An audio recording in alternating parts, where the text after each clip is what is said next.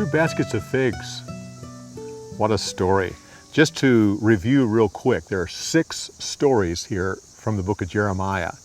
The first one, which is called Broken Pot, kind of tells what God is doing through this entire time.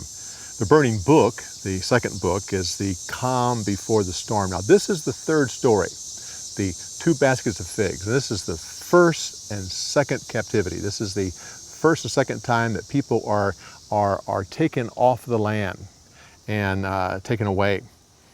The next story, which is under siege, will be the third invasion. And the fifth story is the final fall. And story number 6 is the after the fall. Now, 3 invasions, 3 times that people were imported. Just to get this in your mind. The first time you heard right here on this story, and that's Jehoiakim is taken to Babylon, well as Daniel and a few things. But at that point, Babylon still leaves Judah as an independent nation. Independent in the fact that they had their own king, their own government, and they just had to pay Babylon. They were a part of the empire of nations. The second one is Jehoiakim, and that's when the temple is totally, all the valuables taken out and 10,000 people taken away and only the poor are left. But it's still a kingdom. It's still, there's not much left of it. But Babylon left the temple intact. It's still standing. The homes are still there. But it's like there now, don't rebel anymore. But with the third invasion, when they come and they destroy the temple, level the city, the nation ceases to be a kingdom, ceases to be a nation. It's now a province, and it has a governor. So that's the progression that we are going through, is the total dismantling of this nation, so that it ceased to exist except in the mind of God and in prophecy.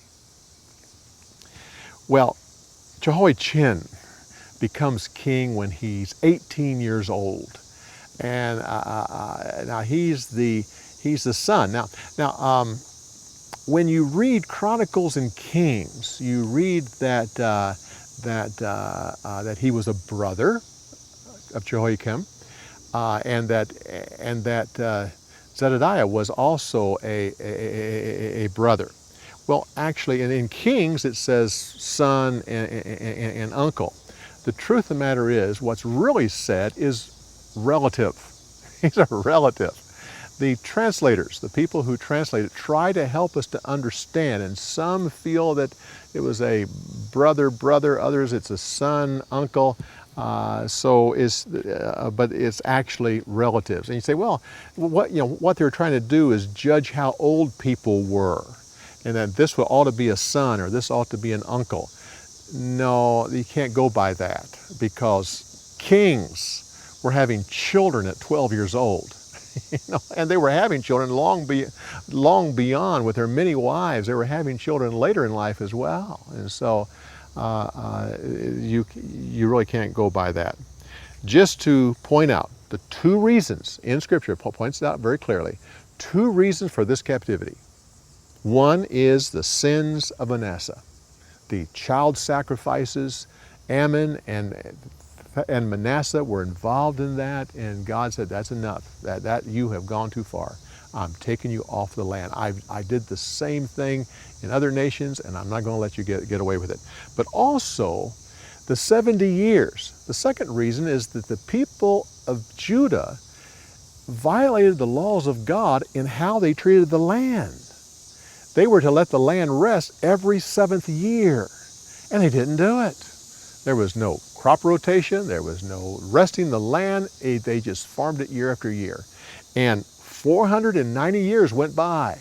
God says, okay, I'm going to give the land its Sabbath, and we're going to do it all at once. And so that's why we have 70 years, so that the land will get its Sabbath of one every 7 years for 490 years.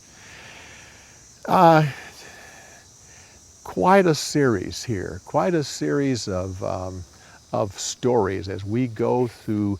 Jeremiah carefully takes us through the. Now, when you were dealing with Israel, that was just kaboom, it happened 3 times, yes, but we don't know all the details. Here, the scripture gives us the details of exactly what happened.